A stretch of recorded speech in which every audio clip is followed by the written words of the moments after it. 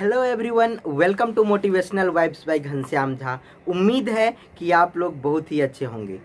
तो आज मैं आप लोगों को एक बर्ड की, एक पक्षी की स्टोरी सुनाने जा रहा हूं, जिसको सुनने के बाद आप लोग बहुत ही खुश हो जाएंगे और आपको बहुत ही मोटिवेशन मिलेगा। स्टोरी के बाद में मैं आप लोगों को मोरल ऑफ द स्टोरी बताऊंगा। पहले आप लोग ध्यान से पूरी स्टोरी को सुन लीजिए। बहुत ही अच्छी स्टोरी है, आपको बहुत ही मज़ा आने वाला है। ये स्टोरी है एक बर्ड की, एक पक्षी की। एक पक्षी होती है, एक बर्ड होती है, जो कि समुद्र के किनारे एक गड्ढे में अपना एक छोटा सा घोंसला बना करके रहती है। उस घोंसले में उस पक्षी के 2 अंडे भी होते हैं, जो उस पक्षी ने दिए होते हैं। जब एक सुबह वो उस अंडों को अपने घोंसले में छोड़ करके दाना चुगने के लिए बाहर जाती है और शाम को वापस लौटती है, तो देखती है कि उस घोंसले में उसके दोनों अंडे नहीं होते हैं। वो दोनों अंडे गायब हो चुके होते हैं। पक्षी बहुत ही निराश हो जाती है, बर्ड बहुत ही निराश हो जाती है और वो सोचती है कि मेरे दोनों अंडे कहाँ चले गए।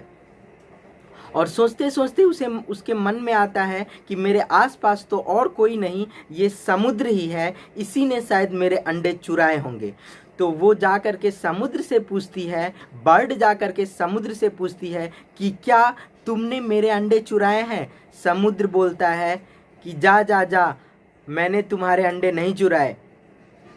फिर से बर्ड पूछती है, नहीं, यहाँ तो आसपास कोई नहीं, शायद तुमने ही मेरे अंडे चुराए हैं। ऐसा सुन करके समुद्र बोलता है, हाँ, मैंने ही तुम्हारे अंडे चुराए हैं, तुम क्या कर लोगी, मैं तुम्हें तुम्हारे अंडे नहीं दूंगा। इतना सुनने के बाद उस छोटी सी बर्ड को, छोटी सी चिड़िया को बहुत ही गुस्सा आता है और वो बोलती है, बर्ड बोलती है समुद्र से कि तू मुझे मेरा अंडा वापस लौटा दे। अगर तू मुझे मेरा अंडा वापस नहीं लौटाएगा तो तुझे इसके बहुत ही भयंकर परिणाम भुगतने पड़ेंगे। समुद्र हंसने लगता है और कहता है, छोटी सी चिड़िया मुझे धमकाती है। छोटी सी चिड़िया, जा, मैंने तुम्हारे अंडे लिए हैं, लेकिन मैं तुम्हें तुम्हारा अंडा वापस नहीं करूंगा। इतना सुनते ही चिड़िया बोली कि अगर तू मुझे मेरा अंडा वापस नहीं करेगा तो मैं तुझे सुखा दूंगी, यानी कि मैं तुम्हारे सारे पानी को ख़त्म कर दूंगी। इतना सुनने के बाद समुद्र हंसने लगा।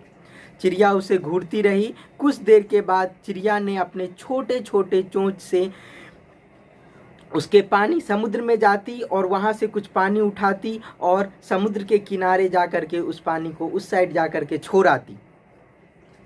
समुद्र देख करके ये चीज़ हंसने लगा और बोला कि तू छोटी सी चिड़िया है, मुझे क्या सुखाएगी। कुछ देर के बाद थक हार करके फिर बैठ जाएगी। लेकिन जब उस चिड़िया ने ऐसा किया तो दूसरे पंछी, दूसरे बर्ड्स आकर के उसके पास आए और बोले कि तू ये क्या कर रही है। तो उस बर्ड ने बोला कि देना है तो साथ दे, सलाह देने की ज़रूरत नहीं है। मेरे अंडे को इस समुद्र ने चुरा लिया है, मुझे उस अंडे को बाहर लाना है, जिसके लिए मुझे इस समुद्र से पानी सुखाना पड़ेगा। तो दूसरे चिड़िया उसे सलाह देने लगते हैं कि नहीं, ऐसा नहीं हो सकता, हम छोटे छोटे चोंच से कितना पानी लेकर के जाएंगे, ये समुद्र नहीं सूखने वाला। तो फिर से उस चिड़िया का वही जवाब था। वो बर्ड ने बोला कि देना है तो साथ दे, सलाह देने की ज़रूरत नहीं है। इतना सुनते ही दूसरे बर्ड्स भी उस चिड़िया की मदद करने लगते हैं और बहुत सारे बर्ड्स धीरे धीरे इकट्ठा हो जाते हैं और उस समुद्र से थोड़ा थोड़ा पानी लेकर के दूर बाहर, समुद्र के बाहर फेंकने लगते हैं। जब बहुत सारे बर्ड्स इकट्ठा हो जाते हैं, करीब लाखों में बर्ड्स इकट्ठा हो जाते हैं और उस समुद्र से पानी निकाल करके बाहर करने लगते हैं, तो जो विष्णु जी की सवारी गरुड़ है, गरुड़ देखते हैं। तो गरुड़ सोचते हैं, मेरे सारे पंछी जा कर के इस समुद्र को सुखाने में लगे हुए हैं, तो क्यों ना मैं भी इनकी सहायता करूं। और वो गरुड़ जी भी आने लगते हैं। तो गरुड़ जी को आता देख करके विष्णु भगवान उनसे पूछते हैं कि तुम कहाँ जा रहे हो, अगर तुम चले जाओगे तो मेरे तो सारे काम रुक जाएंगे, मुझे कहीं जाना आना होगा, तो मैं कैसे आऊँगा। तो गरुड़ जी बोले कि देना है प्रभु तो साथ दीजिए, सलाह देने की ज़रूरत नहीं है। तो विष्णु भगवान ऐसा सुनते ही गरुड़ जी की के साथ देने के लिए उस समुद्र तक उस छोटी सी चिड़िया की हेल्प करने के लिए भगवान विष्णु आ जाते हैं। और भगवान विष्णु और गरुड़ जी को आता देख करके समुद्र बिल्कुल ही डर जाता है और सोचता है कि अगर भगवान विष्णु ही आ गए तो मुझे तो सूखने से कोई नहीं रोक सकता। और वो उस पंछी के अंडे को वापस उस छोटी सी पंछी को लौटा देता है।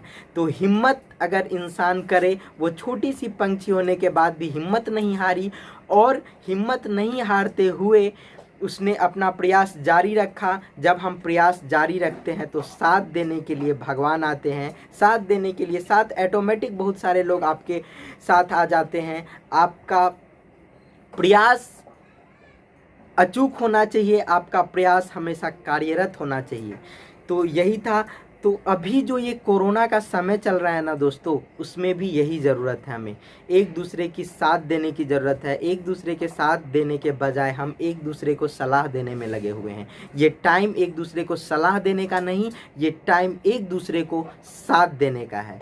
तो हम आप सभी लोगों से विनती है कि एक दूसरे का साथ दे। ये कोरोना के टाइम से हम लोग बाहर ज़रूर निकलेंगे और उम्मीद है कि ये कोरोना बहुत ही जल्द ठीक हो जाएगा। तो कैसी लगी आपको ये स्टोरी, प्लीज़ कमेंट करके ज़रूर बताइएगा, क्योंकि आप लोग कमेंट करते हैं तो मुझे पता चलता है कि आप लोगों को स्टोरी कितनी समझी और आप लोग कितने मोटिवेट हुए। तो प्लीज़ कमेंट ज़रूर कीजिएगा। और अगर आपको हमारा मोटिवेशनल वीडियो अच्छे लगते हैं तो प्लीज़ हमारे इस चैनल को सब्सक्राइब कीजिए और लाइक कीजिए और प्लीज़ शेयर कीजिए। Thank you so much guys for watching the video, and bye bye. We will meet in the next video. Thanks a lot.